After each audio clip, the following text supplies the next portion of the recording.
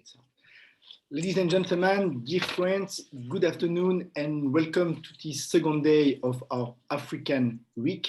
The first day was about big tech in Africa and it was a success. More than 400 people joined us under the lead of Priscilla Bonsu. And today, which is our second day, we will talk about deal making in entertainment related to the African region.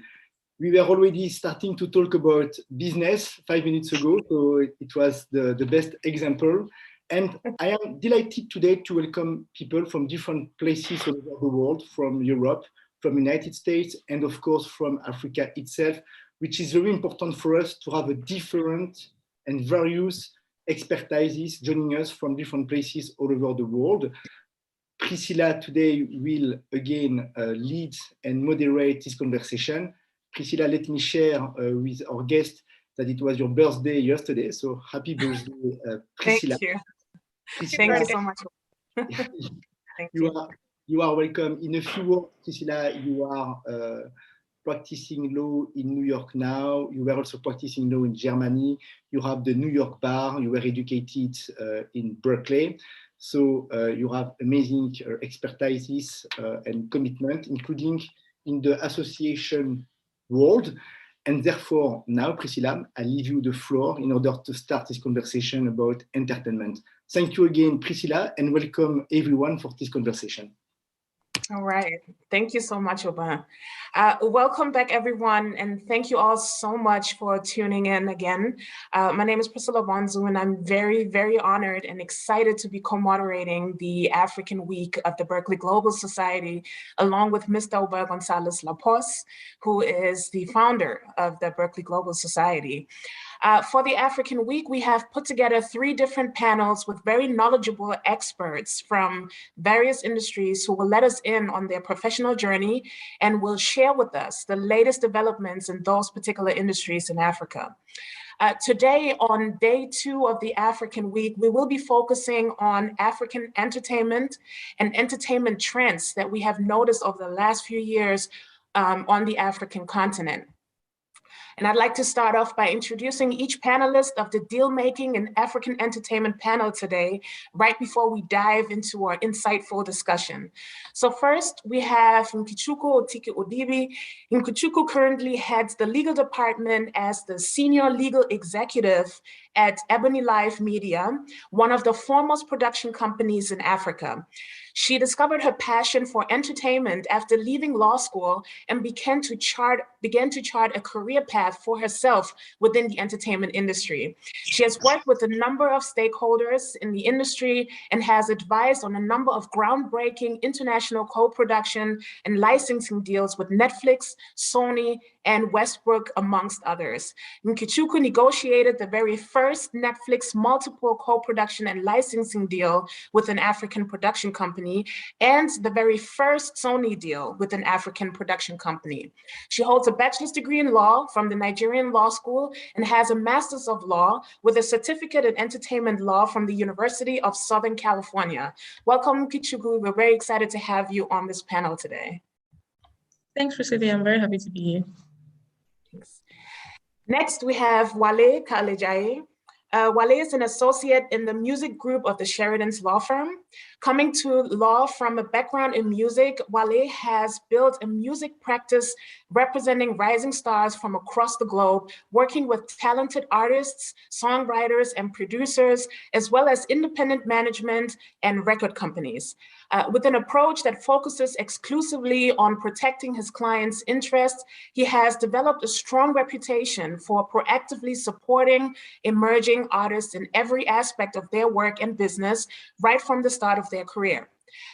Wale's work in the music and entertainment industry is informed by his substantial experience in live events, branding, and social media, having previously worked with social media influencers, digital startups, advertising agencies, and leading online merchandise companies. Wale holds a Bachelor's of Law from the University of Southampton and is currently based in London. Welcome, Wale. We're very, very honored to have you on this panel. Thank you. Thanks. It's good to be here. Thanks. Next up, we have Oti. Annie is a fashion and intellectual property lawyer who founded the Africa Fashion Law, which is the foremost fashion law platform catering for the textile, footwear, jewelry, and cosmetic industries in Nigeria and Africa at large. She's a member of the International Fashion Law Association and has over 5 years of experience from various roles in the Nigerian fashion industry. She has also sat on a number of high-profile fashion panels where she shared her knowledge on fashion law. Amongst different wins to celebrate, Annie was recognized by the prestigious Fashion Law Institute in Istanbul, Turkey, as the most influential lawyer in Africa. Annie holds a Bachelor's of Law from Obafemi Awolowo University and is currently an Event and Partnership Associate at the Assembly Hub in Lagos, Nigeria. Welcome, Annie. We're glad to have you. Thank you. It's a pleasure to be here. Thank you. Last but not least, we have Mark de Leiburne. Mark is a South African sports business executive who currently holds the position of Associate Vice President, Head of Partnerships and Business Development for the NBA Africa.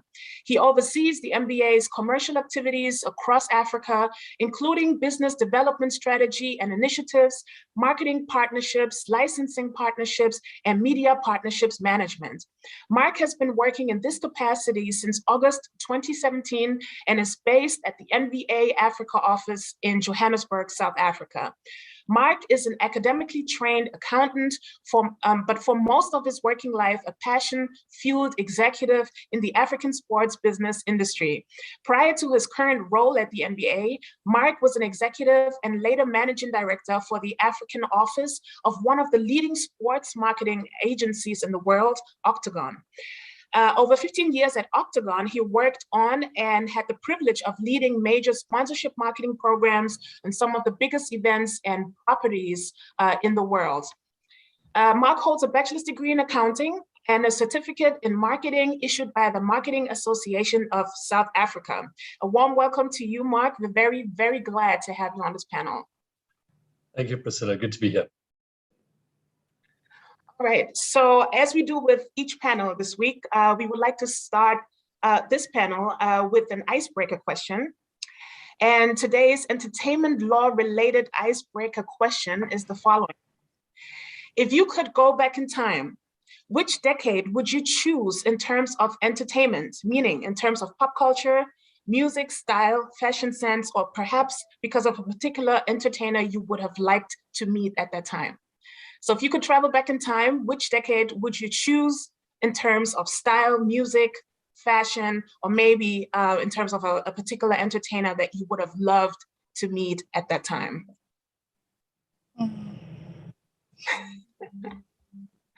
To all, so if anybody wants to go ahead. I'm happy to start. Okay, sure, Mark, you can go ahead. So just to break it, I think for me it's the 80s. I think the 80s it was a cool, crazy time. You know, I think there were weird styles, but every style seemed to somehow be embraced, and some of it seems to come back now. Every now and again, it's something that you hope would never come back, but every now and again, there's something pretty cool too. But there's something about it that keeps drawing us in, and just the music itself. You know, I think whether you were born and grew up sort of listening to it, or later, I find, you know, millennials and people who still enjoy some of that for some reason. So I think there was something about that era that was kind of free, and I think the nature of the industry was different as well. And we all, you know, people were out there buying, I suppose in those days it was tapes, before it was CDs, but you had the posters up, and there was a lot about it that I think was just yeah, pretty special. Awesome. Sounds great. I totally agree with you. Who wants to go next? I can go next. I would say the 2000s because I just feel like their rom-coms are better. They just had great rom-coms, and now it seems like all the good rom-coms have already been made. So 2000s. Okay.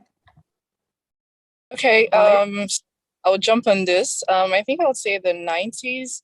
It would have been nice to experience Fela, right? The music, the culture, he had it all. So it could have been really nice to experience that. And his music then and now is still like, international. So it's something worth celebrating and appreciating. Thank you. Awesome. Wale? I would definitely say the late 90s, early 2000s, because I'm a massive hip hop head. So to see Jay-Z's career go in early, mixed in with Biggie, Tupac, Dr. Dre, because I just feel like that's when the music business was more free. It was more creative. Right now, it's obviously quite fixed and patterned of what could happen, but it was really, really, really creative back then. I mean, musically as well was quite engaging. And a lot of obviously it was quite new. And then for the stuff that I'm into right now, I feel like now is pretty an exciting time. But if I was to look back, the 90s, the late 90s, early 2000s was the best for me. So yeah. Awesome. Yeah, personally, I think I would have probably picked the 70s. I just like, how over the top everything was, the big hair and the big glasses and all of that, the sunglasses and the style. I just thought that would have been something that would have been exciting. But thank you all so much for sharing this. So we want to dive right into the discussion, and the very first question that we ask all of the panelists is if they could tell us a little bit more about their career path, as in how did you end up where you are today, and what drove you to where you are today? What was the motivation behind the path and the whole becoming who you are now?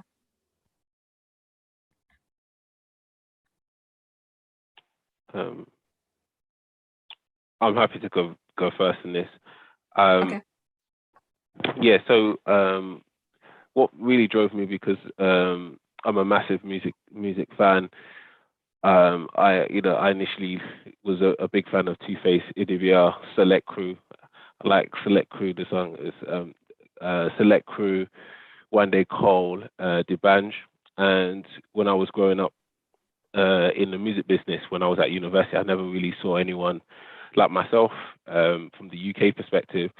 And I had a strong belief when I was working whilst I was at university that Afrobeats would obviously do really, really well in the UK.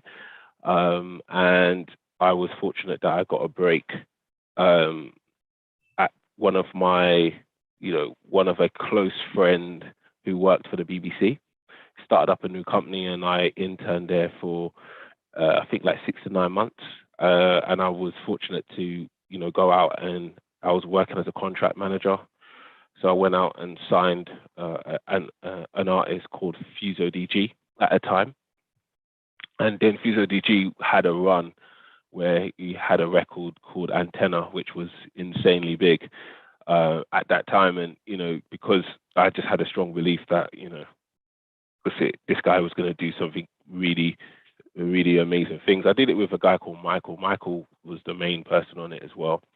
And, the song took off, and it just reaffirmed that the potential of this music and the industry. And when I was working in the industry, I didn't really, there was music lawyer, there was managers, but I didn't really see, people working in the style that I used to admire in America, where there were more Cavalier type people like Irv Gotti and Dame Dash that were going out and making deals happen, creating effect and changing things. So I just thought, if I could mix a bit, learn the actual side of actually, knowing how to do deals, but then, operate in a similar manner like Dame Dash or Irv Gotti, that I could actually start building my own practice as such. And in 2011-12, I discovered an artist that I was a massive fan, obviously Burner and Wiz and all those interesting characters that came at that time. And then I set out and said, look, I'm going to represent these people. And then when I had an opportunity, because it was hard to get a job as a lawyer back then, and I just pitched to a law firm, Van Stratton Solicitors, that if they hired me and trained me to be a lawyer, I'll bring in business. And that's what I went and did. So I brought in business, and then that's how I got here. Awesome. Thank you so much for sharing that. Who wants to go next? I can go next. I'd say my career path would have started way back when I was much younger. I always used to write, so I was a writer, a creative writer. So I wrote for blogs and like, anywhere I could find, really. I just loved writing. And then when it was time for me to pick a course in university, I kind of just ended up with law, and I ended up liking it. But when I finished law school, when I wanted to decide what area of law to practice in, sorry, excuse me. Yeah. I wasn't sure what area I wanted to fall into, but then I came across entertainment law when I attended a conference. It was organized by a young lawyer at the time in Nigeria called Yemi. And so I came across it, I fell in love with it. It just seemed like the marriage of both of my passions, law and art, and this law and art models. And so I just kind of made away with that. And I've been in love with it ever since. I can't imagine doing anything else. Awesome, thank you. Mark, do you want to go next? Sure. So I think, as far as I know, I'm the only one here who's not a lawyer. So yeah, very involved in, or let's say, laws and legal matters, very close to everything I do, but certainly not a trained lawyer by any means, and I don't purport to practice any of it either. I will say, and I don't know if anyone's heard this before, but working for the NBA, sometimes it's a little joke amongst ourselves, but we say that the NBA is actually an acronym for nothing but attorneys. So that'll just give you a sense of how close law is to what we do. And I guess it makes sense when your single most valuable asset is your IP, and that's really what we do. But as far as my career goes, I, as you mentioned at the beginning, Priscilla, I at university embarked on a course to become a chartered accountant, and that was really based on being an 18-year-old who, at that age you don't know what you want to do, but that was always going to be a good degree and made the parents happy, and there was a good shot at getting a successful career going. But when I got to the end of my studies and started my articles at Deloitte, I had that realization moment that that was not what I wanted to do for the rest of my life, and felt that I was young enough and early enough in my career that I could make a change. So did that and convinced my parents that it was okay to make this change, and decided that I wanted to work in one of my two passions, and one of them was conservation, and the other was sport. And I literally started cold calling companies across the board in both of those sectors. Got a lot of closed doors because I had zero credentials to back up my desire to work in these places, and went back into finance for a little while. And then that feeling came again, and I knocked on some doors again that I'd knocked on previously, and one of those was Octagon, and I think they just wanted to get me off their back, so they gave me a job somewhere down the food chain, and really I learned my entire trade in the business of Octagon, and it's often referred to as the University of Sports and Entertainment Sponsorship. Being such a large agency means that you work with the best brands around the world, across FIFA World Cups, Cricket World Cups, Rugby World Cups, you name it.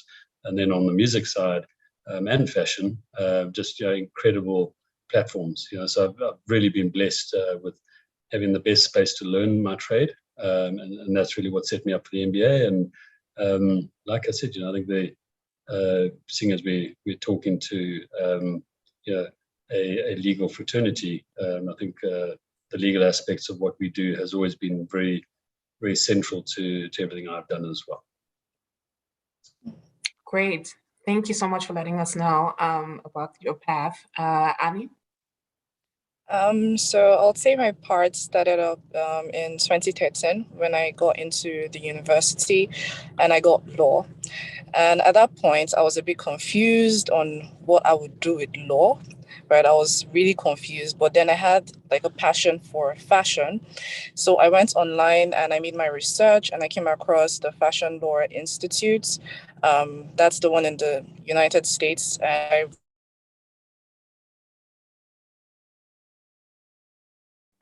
Oh, did we lose her? I think it froze. Okay. Okay, yes, we hear you now. Okay, so like after I thought to myself that after school, that's after university and after law school, I would have a master's degree in fashion law. But eventually down the line, I had a business in school, but that's closed down due to, let's say, business lessons. So I learned a number of things in school then. Then in my third year in school, I attended a conference and I asked the question in line with fashion law. I was like, oh, I'm really passionate about this area and I want to do my master's. And the speaker then, that's Kalejaiye, she basically advised me then to start up. She asked me, what are you doing about it? If you're really passionate about this area of law, then you should do something about it. And ever since then, I started writing. Then from there, I started hosting programs and I started providing advice to creatives. I've interned at fashion companies. I've worked at law firms. So basically all through my school year in the university, I was intentional about gathering fashion experience and legal experience. I recently just got called to the bar in Nigeria in July, but I would say over the years, I've just been gathering experience from school to my law school. Yeah, thank you. Awesome. Congratulations on that.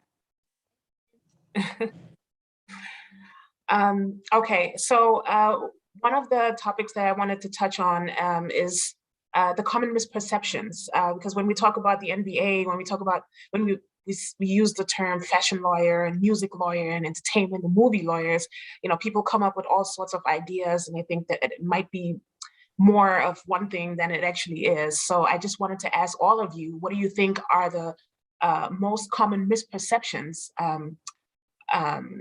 about your job, your profession, and your daily, the work that you do as an attorney, or whatever it is that you're doing?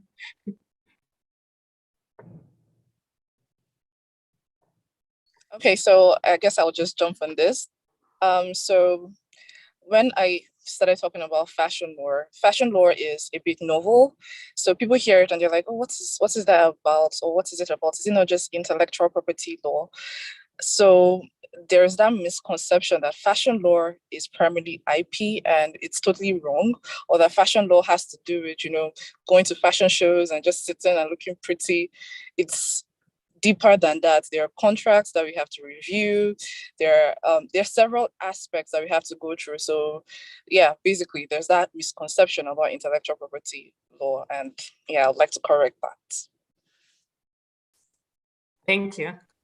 Anyone Yeah, else? mine follows from that as well. I think people generally assume that because it's entertainment, all the work stuff is fun and just, watching films and things like that. Even though that is a part of it, I cannot deny, but it is actually work. A lot of work goes into it. People's livelihoods are tied to things like this. There are big corporations that are involved, and so it's not easy work. It's still tasking and still very important and occasionally difficult, but it's still work. So yeah, mine just follows from that. Okay. Anyone else? I think mine would just be probably the sitting here in Africa, the sort of surprised looks that we often get when we say we work for the NBA and the NBA in Africa. So not necessarily on a legal level, but just this surprise factor that, and I'll say NBA, and they think I've said MBA, and I somehow work for some kind of tertiary institution. But yeah, that's certainly it. And then the next thing people will always assume is that it's primarily around talent identification, and that's all we're here for. But in fact, the length and breadth of our operations and business on the continent is far wider than that. Awesome, thank you. Wale? I would say the biggest misconception on my work is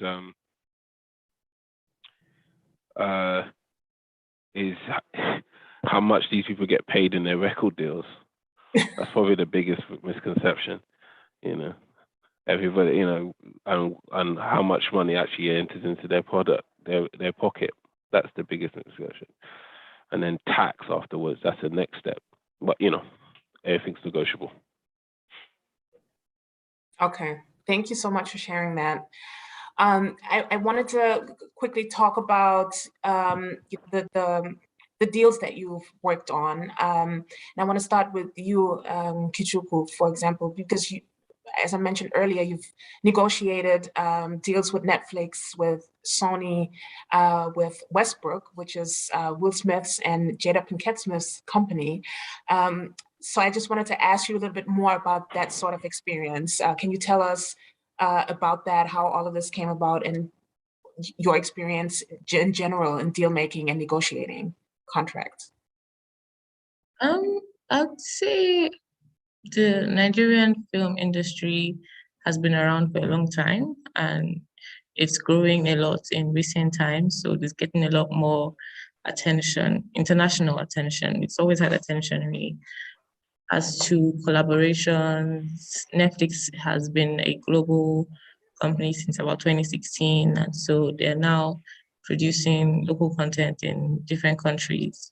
So it was something that was bound to happen at some point, but it was definitely sped up by, I'd say, the networking and just putting out great content. EbonyLife is known in Nigeria and internationally for our films and content that we create. So something that was anyway. So when Netflix and Sony came calling, we had a repertoire of content that we already had to show what we could do and what we were hoping to do for African content going forward. So it was more or less, it was something that was kind of bound to happen.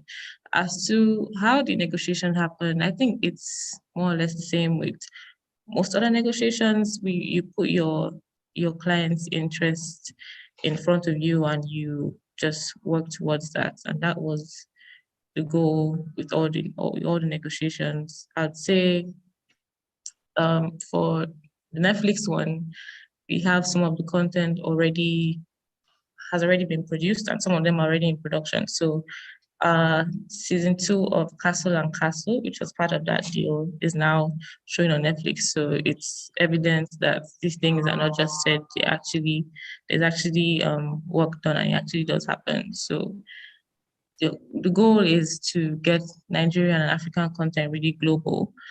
And so we're working towards that in our negotiation, making sure that all the terms that are agreed are towards these goals, and also protecting, in this case, EbonyLife's interests, and making sure that we have all that is necessary, really, to make sure that the content is created to the standard that we would appreciate, and also to the standard that our audience appreciates as well.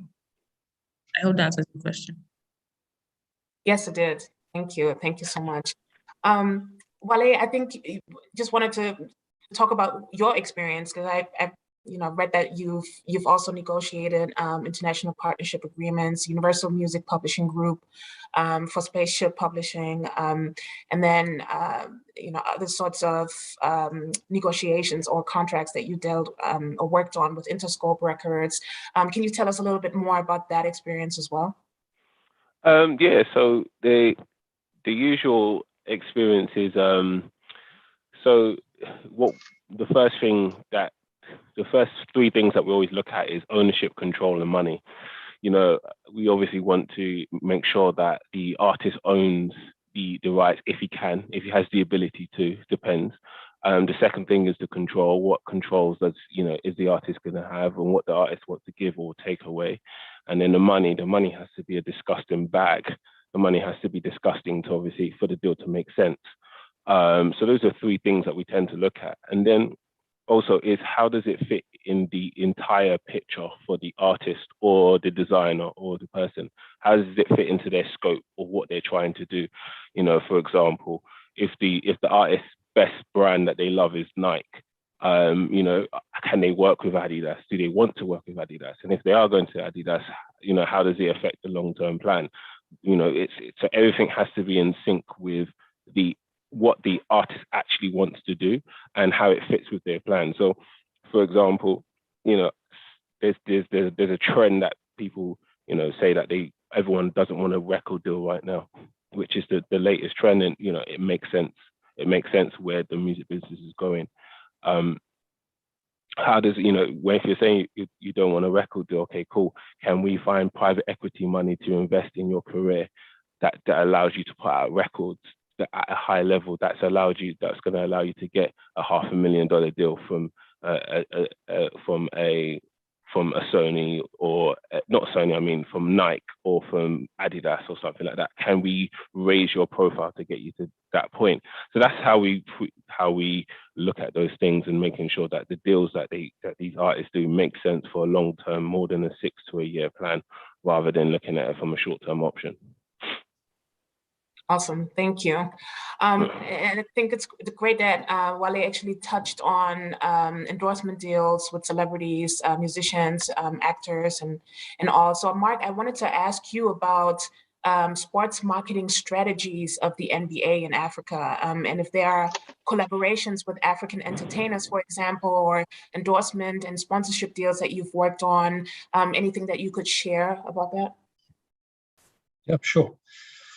So, Priscilla, this is quite sort of multi-dimensional. I think the first thing is we're a league, right? So we're not the players themselves. So in this sort of ecosystem, let's call it the mother brand is the NBA. Within that, you've got 30 teams who are owned by a group of wealthy individuals. And they're effectively our board of governors. They have their own commercial intellectual property that they commercialize. And then you've got the players who then are contracted to those teams, but are able to do their own deals outside of that. Purely as it relates to endorsement deals, those are between the players themselves, their agents who act on their behalves, and brands. We'll have brands like Budweiser, who are a partner of the NBA, but who will also, and they have a basket of rights that they can exploit by virtue of that NBA deal. But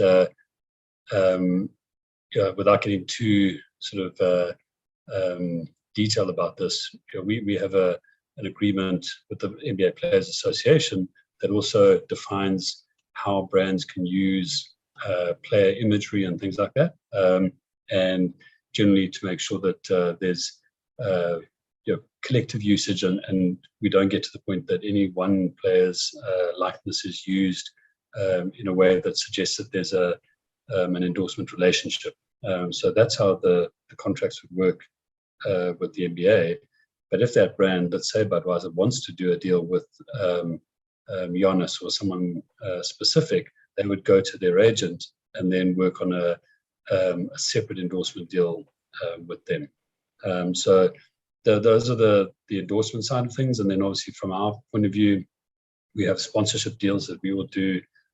We will call them marketing partnerships with brands who want to associate with the NBA anywhere in the world. And obviously the terms of those agreements will be very specific to territories and markets where those rights can be utilized and exploited, and the degrees of exclusivity that they would enjoy in their categories. So we have a number of those type of partners here in Africa.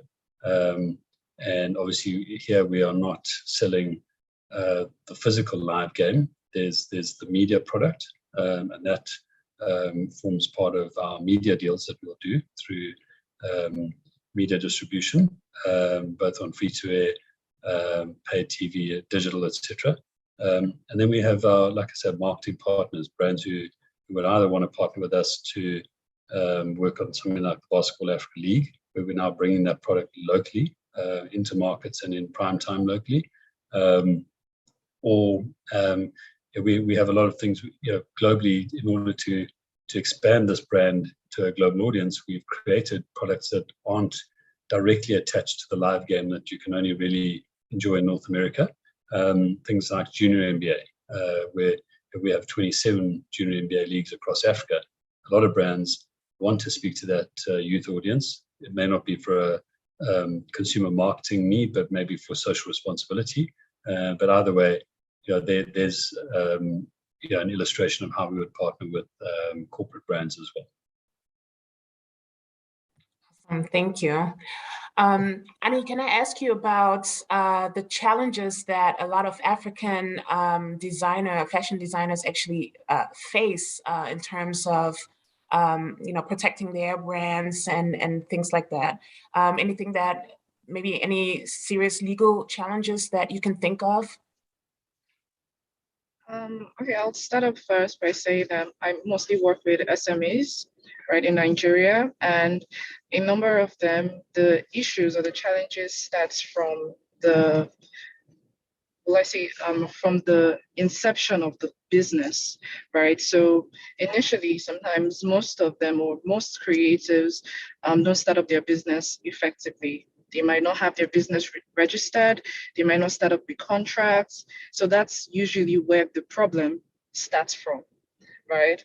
Then going to the protection angle, when they don't have, like a proper structure, or they're not registered, or they don't have contracts, at that point, their businesses may be a bit shaky, right? And they might not understand how best to protect their brands. So usually, the African Fashion Law advises them to start first up by having the proper structure. So when we have creatives that come up to meet us, we check first that, they have their business registered, they have contracts, before we go down to the protection angle, right? So it's usually like that, because if they don't go through that routes, there'll be a loophole in their businesses, and they would encounter problems eventually. So that's usually the route we take before we go into protection. And most times we also look at market access, because in protecting your work, you need to make money from it, right? You need to make money off that work. So we don't come from the angle that, you're just going to protect your work and the intellectual property law, you have to protect it. If you're protecting it and you're not selling, then there's no point. So we usually come from the business angle, then also we take the legal angle also, or then it's like a whole procedure altogether. Or as regards to the challenges, as regards to the challenge which creators face, it's usually structure based, because they don't have the right information and the right steps on what to take in starting up their businesses. So that's it primarily. Okay, Annie, you also you are on the advisory board, right, of the Council for International African Fashion Education. Can you tell us a little bit more about that organization and their mission and the work that you do for that organization? Okay, so basically with CIAFE, that's CIAFE, that's what we call it. We primarily provide education contents, right, for creatives in Nigeria, in Africa at large, because the founder, Frederica, she's a Ghanaian, and the company is primarily Ghanaian based.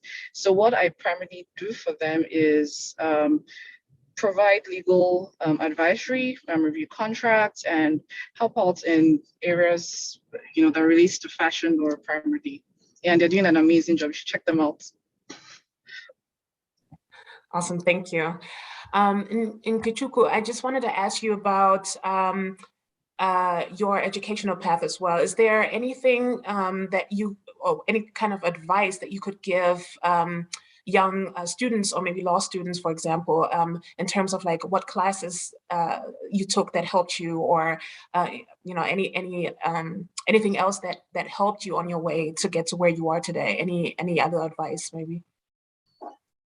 I actually wish I had taken more classes on the entertainment law and intellectual property class. I actually didn't take intellectual property when I was in university, and I wish I had. I wish there were more options. Sorry, there's some noise in the background. I wish there were more options for me in university as to the different kinds of classes and different areas of law to specialize in. But that hasn't stopped me now anyway, because despite not having that at the time, I think there are more opportunities for that now in universities. There are more conferences. There are panels like this as well, and other conferences and other gatherings where specializations are discussed, and there are avenues for people to, I guess, more or less for their curiosities. So I would say books, there's so many books out there, different online courses. I know people who are working on even more. I'm actually planning to release an online course on entertainment law as well to hopefully help with this down the line. And just also, I've noticed that following the people that you want to work with or want to be like really helps, because they direct you to where you need to be. They show you they post or they talk about the different, I'd say, resources that could help you in your career path. Those are always very helpful. So really just, you know, looking out for the books, the courses, the conferences, the people who you want to work with. Those things definitely help. And also time, just being easy on ourselves and understanding that everything takes time. Growth takes time, expertise takes time, you know, being where you want to get to takes time. So yeah, I think all of that combined just to be great for anyone who wants to specialize in any area at all. Thank you. And EbonyLife, I think we recently just talked about it, just had its own case study, right, on the Harvard Business School. Can you tell us about that a little bit? Oh yeah, that was a great thing to happen. So the Harvard Business School, they taught a case study to their students on EbonyLife's journey. The company is going to be 10 years next year. So the journey from being a TV channel to then producing movies to also owning its own hospitality resort in Lagos, and the journey from there really. So it was a very expository case study. It was great to even work on that, just to see where the company has come from and where it's headed, and how much has been done, and all the pivots that have been taken just to get to where we are now. And it really just shows what is possible, not just for a Nigerian company or an African company, but for anyone really, to just be able to envision what you want to do and work with the right people and then get there. So it was a great thing to happen. It was fun. I felt very special and to be a part of it really. So that was very exciting. It was nice. Great. Mark, what about you? Is there anything that helped you in particular, maybe a person who helped you you know, develop the sort of skills that you need today, or maybe a certain class that you took, or maybe do you have any other advice for the young people who are trying to be you one day? Sure. I think I'm a perfect example, an example of, I think there's different career paths out there, obviously, and I'm saying this from the perspective of the person on this panel who's not a lawyer. So I understand if you're going to be a lawyer, you need to, there's a certain path you have to follow. I guess I was on that path to be a chartered accountant, and I would have had to have completed articles and so on to be that. So, however, the path I chose was one that I think I got to where I got to because of a number of different inputs. So maybe a little bit unique on this panel, but I think there's many sort of professions and career paths out there that are like that. And I think if you can bring a couple of diverse skill sets together, I think it equips you for a number of paths within the vocation you've chosen. So for me, I don't regret for a minute having studied the finance route, because I think we're all doing business in some way or form. So I think there's a necessary part to that. And then I was just, like I said, very blessed to cut my teeth in this broad entertainment industry through an agency that gave me great live work experience. And I think for this industry in particular, there's only so much you can learn academically, and there's so much more that you learn in the trade, at the coalface, and really just being exposed to all these things. And every project has a learning in it that's really kind of gears you for the next one. Yeah, totally agree with you. So there's the academic path, and then there's the practical path, and I guess the work experience is also it's crucial. So yes, I completely agree. What about you, Anioti? Is there maybe a person that helped you, or a certain class, maybe a certain professor, or something that you did that helped you get to where you are today? I think you're muted. You're still muted. Sorry about that. Starting out, I took a course on intellectual property law, and that was the beginning of it all. But eventually, I learned that fashion law is not just about IP, but it was a start for me. And I also had my final year project on the application of IP in the fashion industry. And my supervisor then was really helpful and supportive. So that was an encouragement. And over time, I've just reached out to people on LinkedIn, on social media, and they've all been helpful, and they've put me through all that I really need to know about fashion law. And I'll say I'm still learning, but it's an exciting phase, still challenging. You have to have passion to be on this part, because it's novel, it's new, right? And you just have to be passionate. You have to have the zeal to research and research and research, because it's a lot of research, honestly. So yeah, that's pretty much it. Thank you. Awesome, thank you. Wale, is there anything you could add? Weirdly enough, I had a mix of, I learned a lot of the stuff that I'm, by watching interviews, and there's loads of really, really great interviews out there, from really great music executives such as Leo, Corinne, Dame Dash of Gotti, what's his name again? Guy that owns 300 as well, Kevin Lyles, who really help. There's a lot. I feel like there's a lot of information out on YouTube and stuff like that if you really did a deep dive. And then obviously if you get the basics, from, there's some really cool books. Donald Passman book out there that's really good, and Harrison's book, which on the music business, which is really good.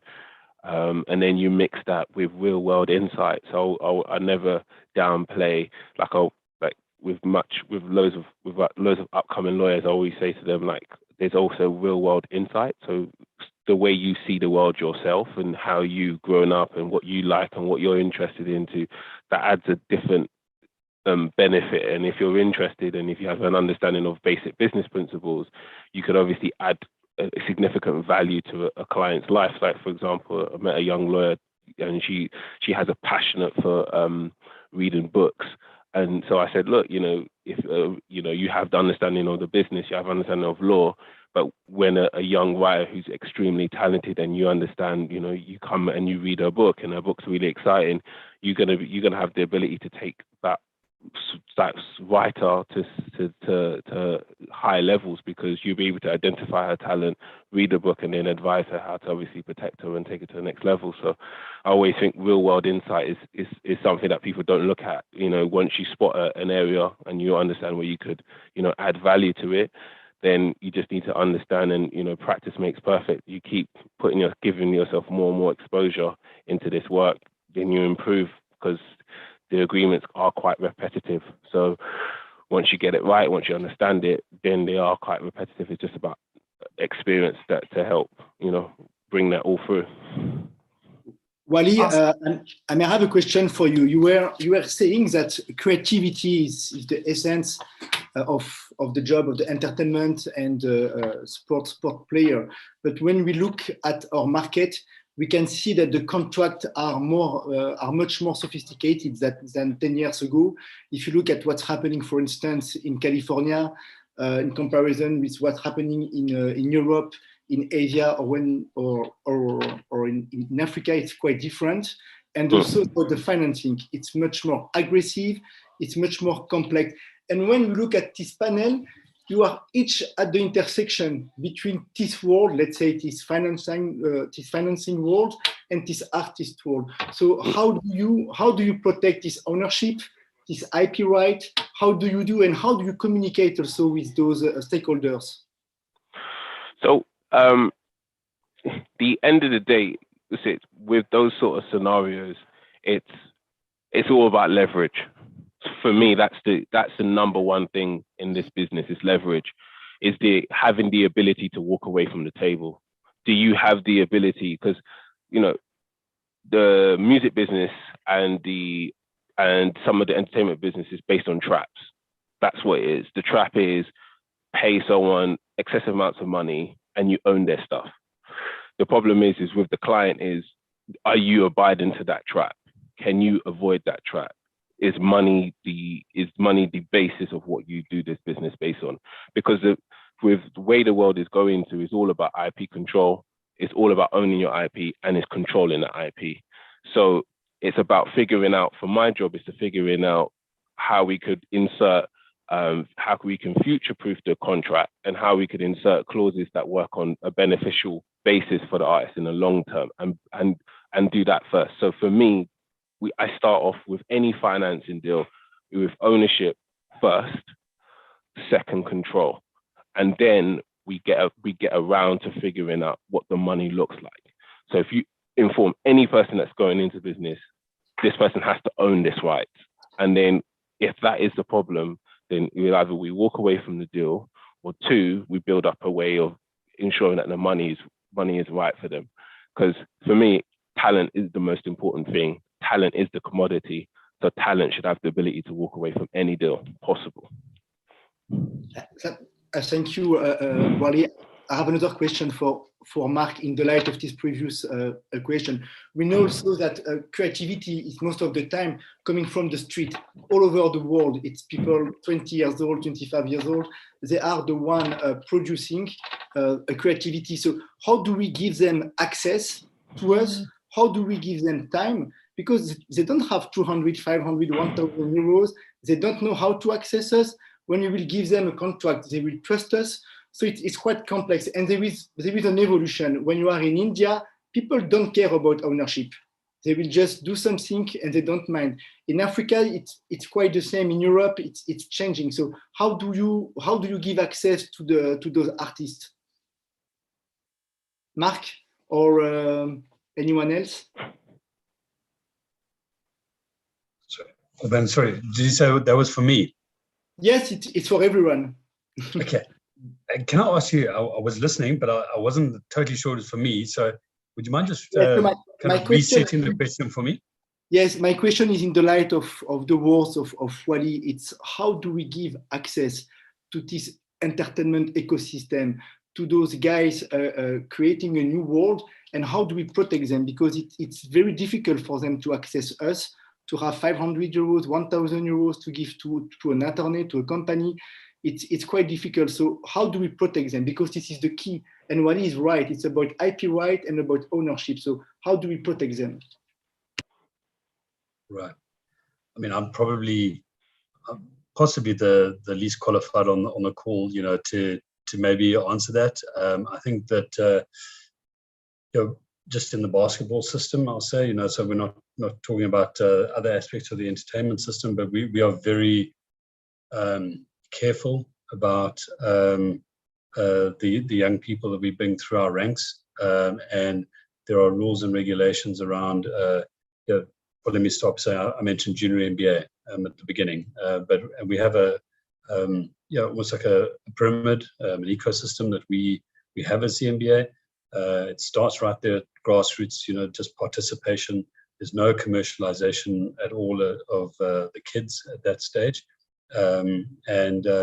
But as talent gets identified, it moves up through a couple of layers, through NBA basketball schools to something we have called Basketball Without Borders, where we further nurture and refine talent. And then ultimately it'll get into our global NBA academy system. And in that way, that talent is, I would say, protected. We're able to give a degree of protection and supporting in terms of that pathway. And at that point, they're still not professional. So they, although they have signed some kind of contract to be part of that, they have not got to the stage of commercializing themselves at all. So I would say, my reflection on that is, I think through my own experience where I'm right now, that there's degrees of protection. I understand, obviously, through your question, there's a lot of youngsters out there who are out on their own, in sort of the wilderness of the entertainment system, and who may then have challenges that are different to what I've experienced. So maybe that's a point of view, but you may have more direct responses from one of the others. Awesome, thank you. I just wanted to quickly shift gears and talk about how there are a lot of movies or soap operas from other countries coming in to the African continent, for example. I know that there was a time when on the African continent, a lot of people loved watching Bollywood movies, for example, right? And then it was Korean drama. Now I'm reading about Chinese drama and other Asian dramas. So I just wanted to ask maybe Nkechukwu, if you'd be able to kind of talk to me about this, just how are things changing? I also heard about Latin soap operas coming in and people being very excited about that, so there are cultural similarities that people love and that is kind of drawing in a lot of people from Africa into those different sort of shows. What's the development in that space? Have you seen any development at all, or is this still an ongoing thing, or what's your take on this? Well, I mean, I've always considered content and film to be very global, entertainment generally, but right now for this conversation, film, the same way that Afrobeat is now basically a global phenomenon, it's the same way that content is doing the same kind of traveling.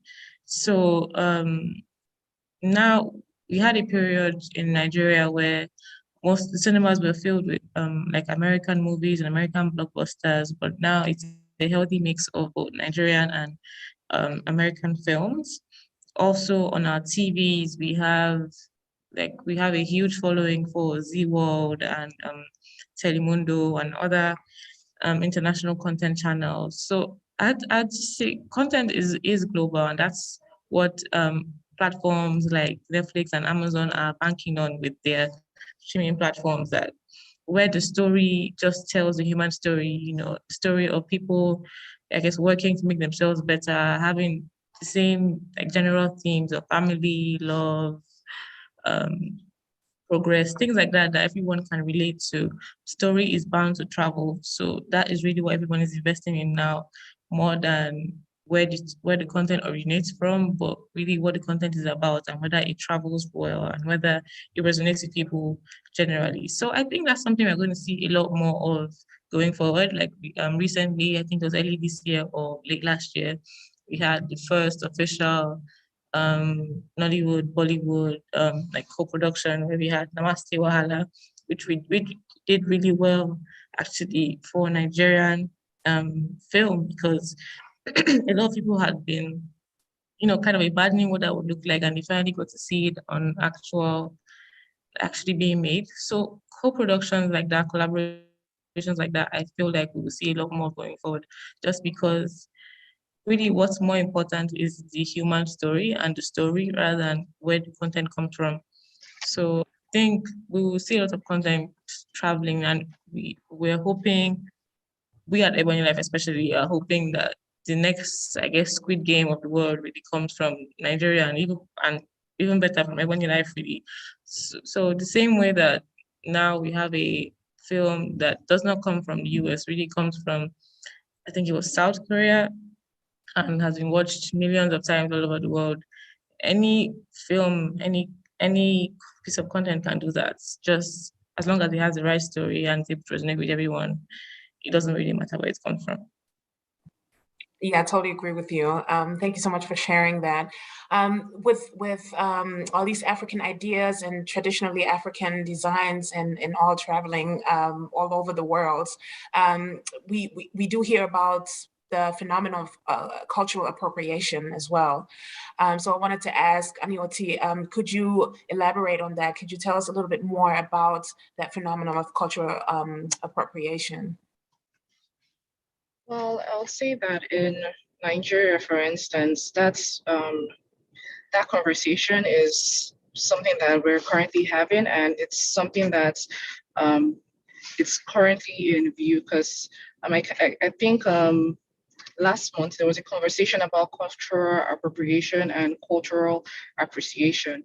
Usually people make a mistake and they think that, okay, appreciating one's culture is the same as appropriating. Well, appropriating is basically taking the culture and making it yours, or taking a design without, the right being assigned to you and making it yours. And at this very moment, I say that we're looking at how to best prevent that, right? Because it's something that we have seen in the industry for so long, right? But then we're looking at how we can best limits that and push for cultural appreciation more. Yeah, thank you. Thank you. So I don't want to, start talking about a topic that we will be talking about on our third panel, but I just wanted to quickly touch on ownership again.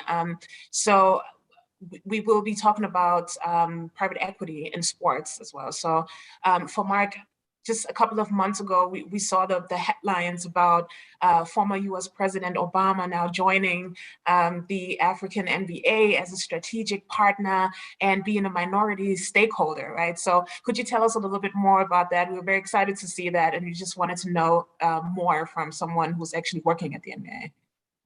Yeah, sure, Priscilla. That's been a very exciting time for the NBA in Africa. Definitely a good time to be us. The NBA first put roots down by way of resources in 2010 when we opened our office in Johannesburg. And that was 3 people, 2 who came out from the States, both who are from the continent. One was Amadou Galafal, who spearheaded this whole thing. He's from Senegal. And John Manya Plunge, who's a Ghanaian. Both grew up and spent most of their teens and latter years in the States, wanted to come back and make a difference through the NBA. And bit by bit, we've been establishing the brand, the business, the operations. It got to a certain point a couple of years ago where we were sort of on the brink of, I guess, that next stage in our growth plan. So on the foundation of that, a 10-year growth plan was conceptualized and set in motion. And a lot of that was, although Africa is very, very different to China for many reasons, in our MBA business, there were some parallels that we could learn from, and in things we had done in China to really take us to the next level. And our China business is massive, and really an impressive story. So as part of that, we decided to create an MBA Africa entity as a subsidiary, as opposed to a department, a regional department of MBA properties. And like we did in China, we identified the value in bringing in a select few external third-party investors who bought into the vision of what the NBA is seeking to do in Africa. Basically sorry, let me just cut a call that's coming in my computer. Sorry about that. These individuals, and this is a minority stake, like you had said, with President Obama and a number of other influential Africans, who would help us move from point A to point B quicker than if we did it ourselves. So it was more about that and the influence that they each brought to the table than the cash investment that they would have done on this deal. So yeah, we've done that. That was announced earlier this year. I'm in Rwanda right now, and we were here for the one of the key pillars of that was our Basketball Africa League. We had the first season of that double here in Rwanda in the middle of this year, thanks to COVID. But it was a great success, and we were able to announce this at the same time. So very exciting, and it's just really set us up for what comes next, and we have very aggressive, ambitious plans for Africa that seek to put the NBA as the #1 sports lifestyle brand on the continent in 10 years' time. Awesome. Thank you so much for telling us about that. We're very excited about what will happen in the near future and just looking forward to it.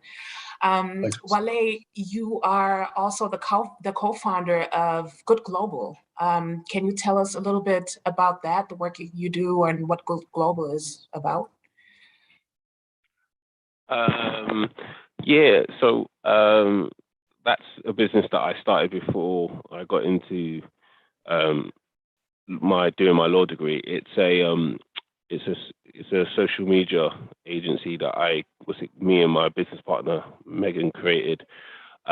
So we created the Good Quote, which has over 34 million followers, 20 million on Instagram, and we have other platforms, Facebook, TikTok, and we're releasing the app.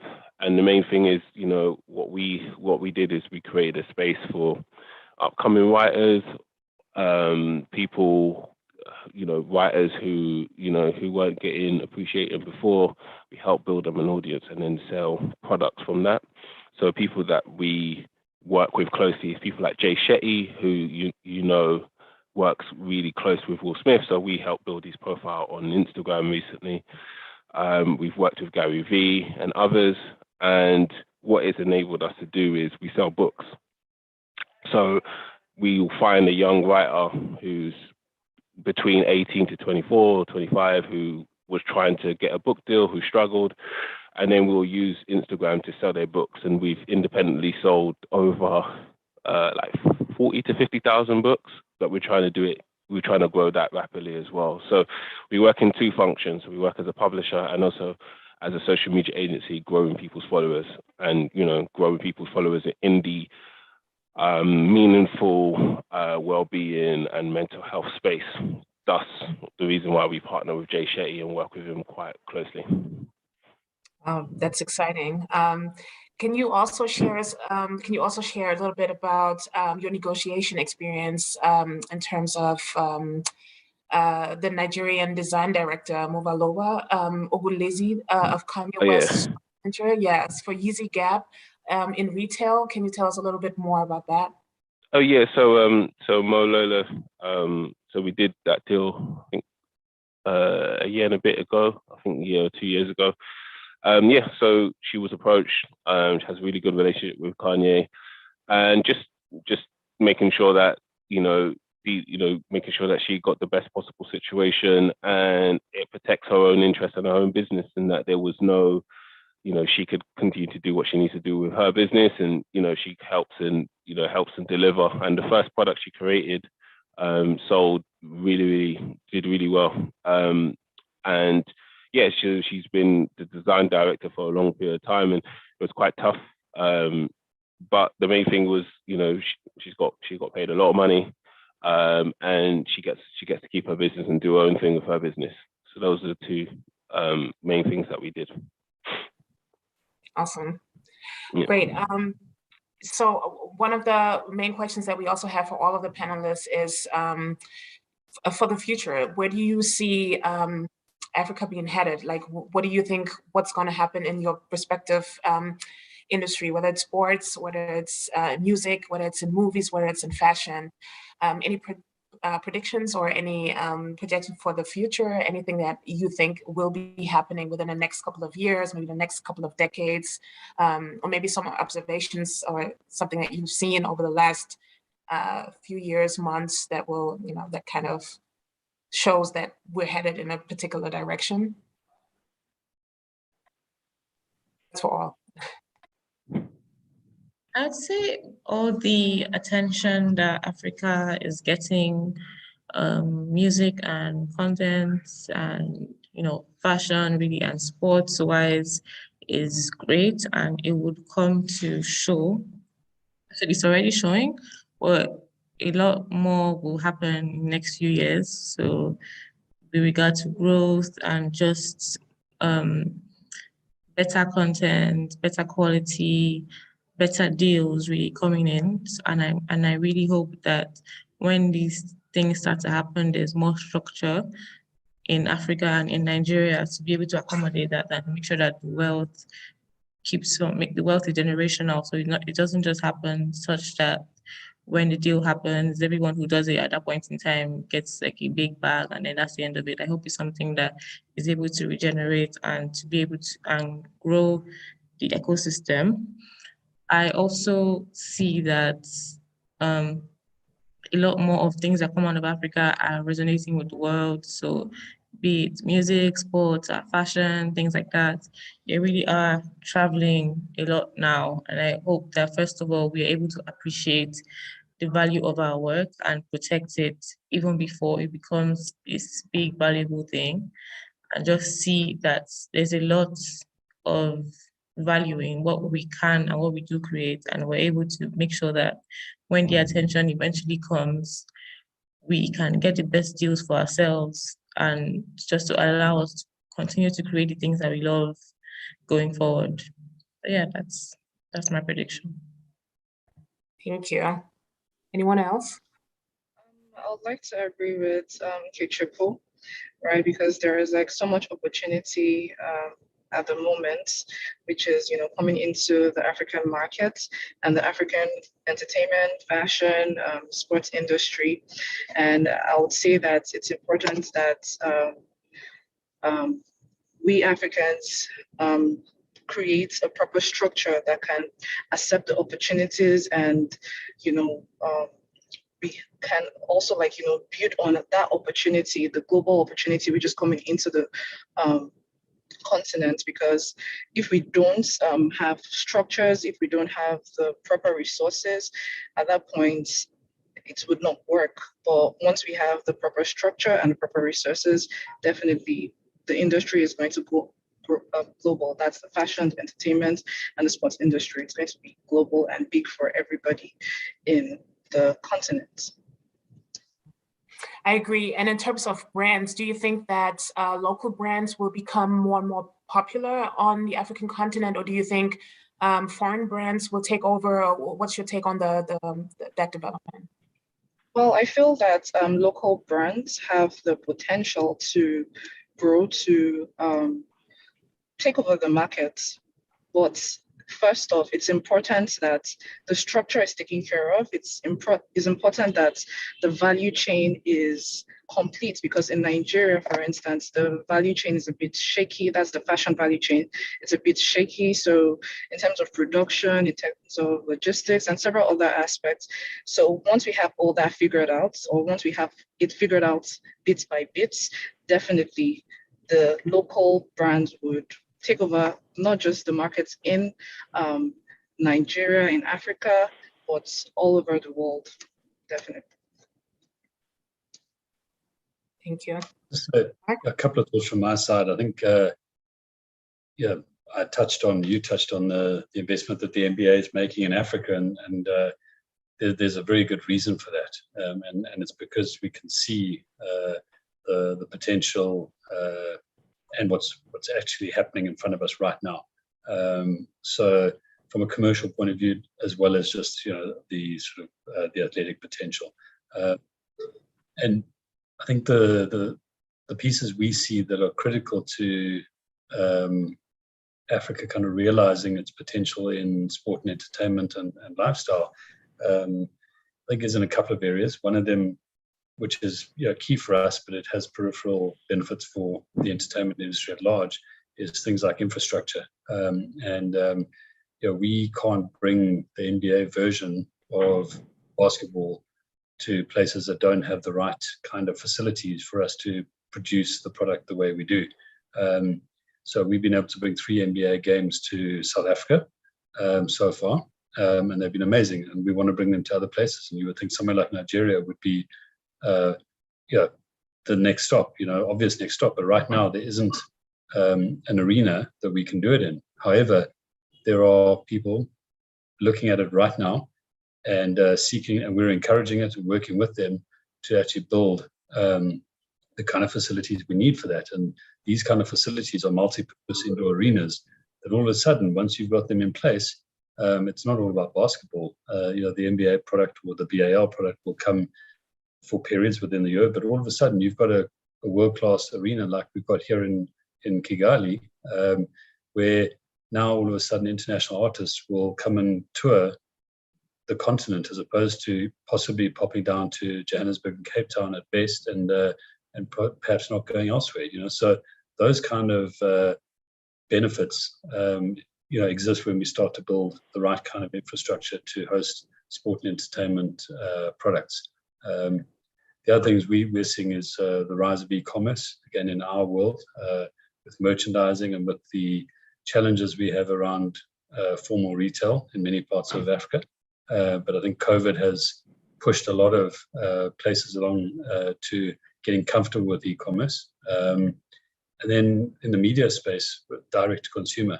You know, we live in a world where we have an NBA product called the NBA League Pass, which is, you know, for your avid fans, and they will pay happily to have that and have every single game. And alongside that, we have our traditional media partnerships. But more and more, we're seeing the rise of the direct-to-consumer piece. And I think that would probably apply in other aspects of entertainment as well. Thank you. And I think the NBA and Basketball Africa League actually announced the launching of a gender equality and economic inclusion initiative in Africa. So there are a couple of initiatives that the NBA is working on along with Basketball Africa League. Can you tell us a little bit about the work that they do on the ground, or maybe also that's related to the pandemic, or maybe some work that has been done relating to COVID-19 or the prevention or the battle against COVID-19? Sure. So I think matters of gender equality, social justice, so on are very close to the NBA. And I think I would say it's widely known, and that the NBA has, in many respects, led, I think, the sports world in addressing some of these things. So no different down here. You know, when it came to COVID, you know, I mentioned we've got a lot of these junior NBA programs, and a lot of them had to, like many other sports events and properties, you know, go on hiatus for a little while at the beginning of COVID. But then it gave us sort of pause to think, how do we sort of redefine them, at least for the near term, to make sure we don't lose touch with all these kids. Many of them turn to virtual spaces. And then you know, apart from the basketball fundamentals, we layer on top of those life skills that are relevant in any particular community. We have a program in Abuja that is focused on anti-malaria initiatives, for instance. But once COVID came, we've sort of, you know, made sure that became a focus across the board. So in terms of physical support we could provide, but also, I guess, just the education aspect as well. And then for something like the Basketball Africa League, you know, we executed that entire first season in a bubble in Kigali. And that was I can't explain just what a monumental exercise that was. and it changes how you do every part of an event. And that was a health requirement of ourselves and the host country, but also served to communicate sort of responsible conduct in the sports industry and so on as well. And then you mentioned gender equality, and those are things that we drive through. We're lucky that we have a sport that is equally supported by and enjoyed by boys and girls, men and women, and our junior NBA programs are designed to be equally constituted by boys and girls, and in certain ones we're looking to increase that even more. In the BAL finals, we also had an imperative to make sure that our officials were had sufficient female representation, and we had some pretty amazing stories there as well. So you now had female officials overseeing professional men's games, and that's what we wanted to see there as well. Awesome. Thank you so much for sharing that. Wale, do you have any predictions, anything that you see for the future? I mean, especially in terms of Afrobeats and the African musicians, anything that you've noticed, anything that you think will happen? I feel like the next, always at the minute, the success that's happening right now is in the African VC world. So that's what I'm looking deeply into myself right now, of all of the raises, all of the money that is flowing into the country, and there's so many successful businesses right now. So I think that's going to obviously help with the infrastructure. There's also going to be a massive announcement soon about with major companies and African clothing brands working together. It's just because it's the simulation, isn't it? This is the next thing. It's what's driving. It's going to be, I think they're predicted that 2025 Afrobeats will be the #1 genre in the world. So it's like it's the next wave. There's so many people, fintechs happening, so that access to money is there. There's more people.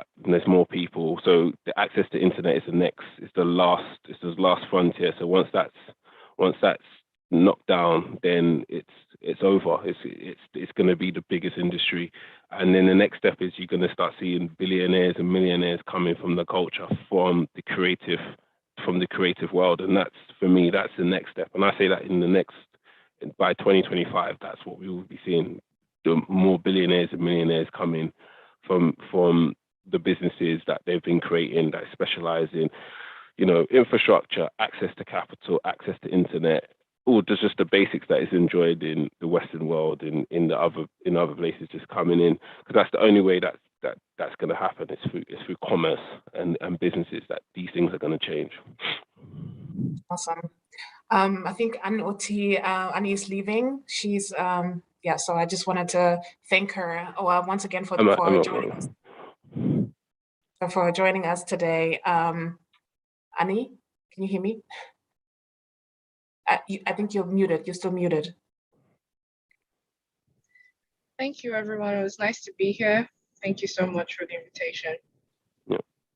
Thank you. All right. Bye. Thanks. Bye. Yes. Wale, it's interesting that you touch on that just real quick. I do see some sort of development in terms of the collaborations with luxury brands happening. Do you think that's definitely going to, we're going to see more of that within the next few years? Yeah, that's without anyone knowing, but most of the African designers it's going to come out one day, but they are producing some of people's favorite luxury brands right now, because the designs are cutting edge. So yeah, you'll see some really exciting things developing. Okay. And for you personally, I think you started off as a classic I would say, IP or entertainment attorney, and then you started focusing on the businesses of each artist that you're actually working for or representing.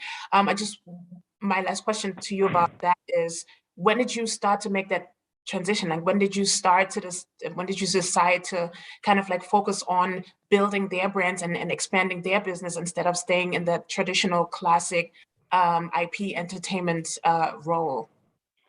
I just think the more conversations you have with the clients that you're working with, the more you start seeing synergies, and you get, when you work with people closely, you start to see more things and more ways that you could help them, and that's how you start developing and finding yourself working in different niches and growing with them.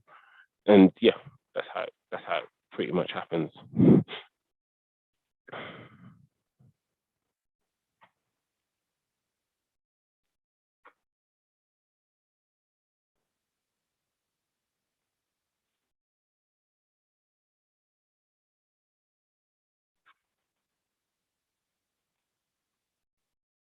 Okay, I'm just trying to see if there's a question from the audience. 1 second. I've got to go in a second. I've got a meeting that's about to come in. Sure. Okay, we don't have. Okay, all right. Yes.